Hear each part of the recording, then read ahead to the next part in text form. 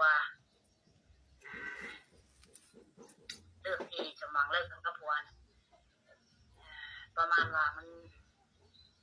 คัดหูนะก็เลยอยากออกมาเบ้าให้ฟังเนาะถามว่าคำเบาคำจาใดเบาหูมวนหรือว่าเบาปกครองเนาะในสมหวังก็ต้องกราบขอโทษขออภัยในเอทีหลายๆเด้อทุกคนเด้อกับทักทายสบายดีเด้อพ่อแม่พี่น้องปองปายหมดสุขุทุกคนขอต้อนรับเข้าสู่ช่อง YouTube บาสคัม Channel พี่น้องมื้อนี้บาสคัม Channel สิพาพี่น้องไปผู้ข้อมูลตัวจริงนะพี่น้องที่ว่าน้องสมหวังกับผัวเพิ่นที่ว่าเลิกกันย้อนสาเหตุใดนะพี่น้องมาเบิ่งว่าแม่สมหวังเพิ่นสิเว้าความจริงออกมาให้หมดเนาะมีข้อมูลที่ถูกต้องนะต้องรู้จากแม่สมหวังเท่านั้นเนาะ แม่น้องสมหวังเพิ่นสิออกมาเว้าให้ถูกต้องนะตามความจริงนะแล้วก็ก่อนสิเข้าไปรับชมคลิปก็ฝากพี่น้องกดไลค์กดแชร์กดติดตามให้บ่าวสะคำ Channel ด้วยเด้อพี่น้องไปพี่น้องไปรับชมคลิปนำกันขออนุญาตช่องแม่สมหวัง Channel เด้อหรือว่าเอื้อยไสยวงศ์เนาะมาฟังความจริงจากแม่สมหวังเนาะแม่น้องสมหวังเพิ่นออกมาเว้าความจริงให้ฟังเนาะทางบ่าวสะคำ Channel สิให้เบิ่งเนาะติดตามชมนำกันเนาะเป็นคลิปที่ว่าถูกต้องข้อมูลถูกต้องตามความจริงพี่น้องครับสบายดีเลยสวัสดีเด้อพ่อแม่พี่น้องเอฟซีเบิดทุกคน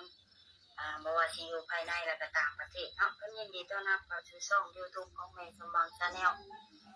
มาพบมาพบกับแม่สมหวังมื้อนี้ก็เป็นตอน4 ดึกๆแล้วเนาะตอนนี้ก็10 โมงกลางคืนเนาะเลื่อนไปเลื่อนมาก็เห็นคลิป YouTube ช่องนึงเนาะที่เพิ่นออกมาเว้า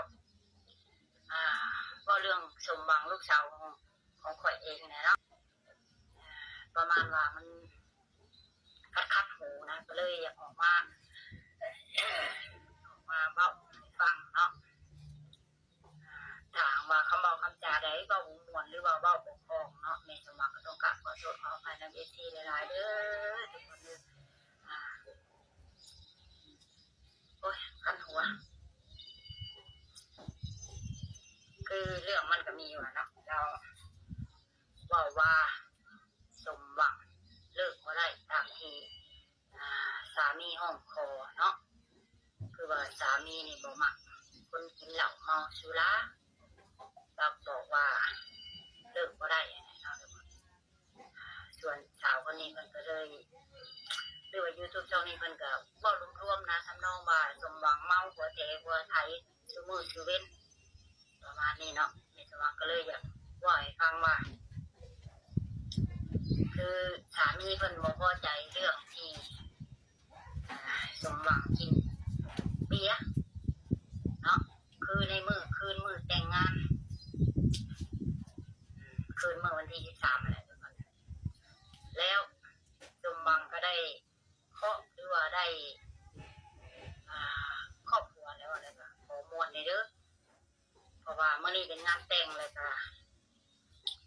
หมู่มาหลายเนาะก็อยากเคาะอยากมวลน้ำหมู่ในนามเจ้าภาพว่าซั่นซะไปหรือว่าในนามเจ้าสาวส่วนผัวนี่ก็ว่าโอเคทอดได้มันก็ว่าประมาณนี้เนาะวันนี้เมื่อฟ้อนไปฟ้อนมาแล้วเพิ่นก็ว่ามันก็มีวัยหนุ่มหลายเนาะแต่เพิ่นก็นั่งอยู่บางครั้งเพิ่นก็ออกไปในวงฟ้อนคือกันนั่นแหละเพราะว่าผัวเมียคบกันครั้งแรกมื้อนั้นแล้วเพิ่นก็ได้บอกแม่สมหวังกับผัวนี้แต่น้องเฮ็ดแบบนี้มันบ่คือบ่ควรประมาณนี้เนาะ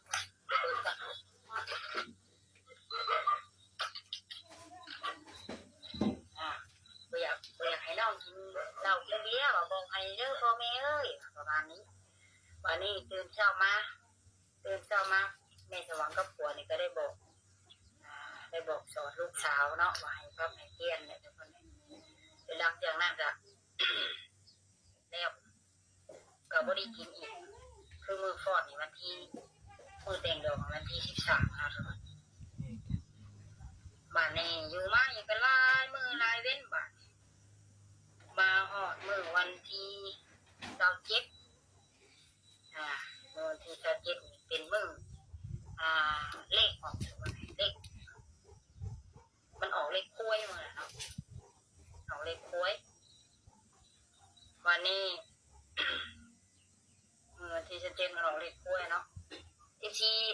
านหาสิจำได้เนาะบ่าวเซโยเราได้ถือเลขเราได้ถือเลขเป็นจำนวนเงินอยู่30,000 บาทวันนี้ถึงมือที่27เนาะวันที่28ก็บ่ได้กินมื้อวันที่29มื้อวันที่29ไอ้เลยซื้อเป็ดตัวนึงมาเฮ็ดเลือดแตกเป็ดอยู่เฮือนในสว่างเนาะแต่ก็ได้ซื้อเหล้าซื้อเบียร์มากินเนี่ยทุกคนวันนี้ทางฝ่ายผัวสมหวังเห็นแน่เราบ่อยากให้กินก็เลยบอกกันนั่นแหละอยู่ในมื้อนั้นก็มีพ่อตู้แม่ตู้เนาะทุกคนพ่อตู้แม่ตู้แล้วก็สาวบุญเพียงกับผัวแม่สมหวังกับผัวแล้วก็น้องชาย2คนอยู่ในนั้นน่ะเนาะก็เลยย่างออกมาดึงเอาเมียเพิ่นนั่นแหละเข้าไปบอกเนาะเจ้าอยากกินเหล้ากินเบียร์เด้อประมาณนี้หลังจากนั้นเพิ่นก็บ่อยากกินป่ะเพิ่นก็ไปนอนอยู่บ้านพักซิโนเนาะก็เป็นมาพิดกันเท่านั้นแหละเป็นกินชงเสื้อซ้ำไม่สว่างว่านี่แหละ1ก็กินมื้องานดอง2ก็กินมื้อวันที่28โอ้บ่แม่นวันที่29เพราะว่าพอจะอยู่เพิ่นถึงเล็กเพิ่นเป็นคนเลี้ยงเนาะตื่นเช้ามานี่เพิ่นก็ไปไถต่างว่ากินลิ้นกินหัวเลยทุกคนว่าคือมื้ออื่นนี่ก็น้องเพิ่นสิได้ไปกรุงเทพแล้วประมาณนี้ภาษาบ้านเฮาว่าป่านนี้ทั้งลาวนี่ก็บ่พอใจเด้บ้านนี้บ่อยากให้เมียกินแน่ๆทุกคนห้ามกันผู้เมียก็ว่าบ่ได้กินคู่มื้อผู้ผัวก็ว่ายันบ่ได้ลูกออกมายันลูกปากเบี้ยวหัวด้วนคือจะว่าอะไรเนาะประมาณนี้ก็เลยตกลงกันบ่ได้ผู้เมียก็เลิกบ่ได้ผู้ผัวก็รักบ่ได้เรื่องมันก็มีแต่เท่านี้จัง YouTube ช่องนี้เพิ่นไปเว้าประมาณว่าสมหวังกินซุมื้อแต่ก็ได้ผัวแล้วควรสิเปลี่ยนแต่คือบ่งมเบิ่งแหน่งอนเจ้าของเนาะทุกคนว่าคัน YouTube อยู่บ้านอื่นเว้ามีสมหวังก็สิบ่ฮู้ที่พื้นเนาะอันนี้มันอยู่บ้านเดียวกันเนาะทุกคนเห็นหมดว่าซั่นซะปะฮู้จักเนาะเป็นบุญอยู่ไสทางลาวนี่ก็แม่นไปเนาะทุกคนไปฟอดไปกินเบียร์ไปกินเหล้าคือคนอื่นๆมักม่วนแหละว่าซั่นซะไปกินเบียร์แล้วม่วนแล้วก็ห้องเพลงว่ะบัดที่ตัวเองคือว่าไปได้ใช่เนาะทุกคนอันนี้ก็บ่แม่นว่าความภูมิเพียงพี่ทำนองคือจะว่าเอาผัวแล้วคือให้ตัดทุกอย่างประมาณนี้มีผัวแล้วต้องเป็นแม่สีเลือดเราเว้าในทำนองประมาณนี้เดี๋ยวจะเปิดคลิปให้ฟังได้ทุกคนทำนองว่ามีผัวแล้วนี่ต้องสุภาพเรียบร้อยโอ้ยเรียบร้อยปานนั้นเลยคือบ่งมเบิ่งแน่งอนเจ้าของหรือว่าเรามีเรื่องเครียดส่วนตัวกับครอบครัวแม่สมหวังบ่เนาะน่าสิแม่นหรือว่าจังได๋แล้วบัดนี้ก็คือถ้าให้เพิ่นได้เว้าควมกันเนาะได้เว้าควมกันแล้วบัดนี้ก็คือถ้าให้เพิ่นน่ะอยากให้ทางน้องสมหวังนี่เลิกไปดิ้นไปเที่ยวหรือว่าเลิกกินเหล้าเมาสุราเนาะพี่น้อยเนาะแต่ทีนี้ทางนอกสว่างนะที่แบบว่าเช็ดให้เฮ็ดตามคำแนะนำอ้ายเพิ่นบ่ได้สินะเพราะว่าน้องเพิ่นยังน้อยเนาะยังน้อยแต่ก็ยังอยากกินอย่างที่นะแต่คือทางอ้ายเพิ่นก็เป็นผู้ใหญ่แล้วแบบนี้นะ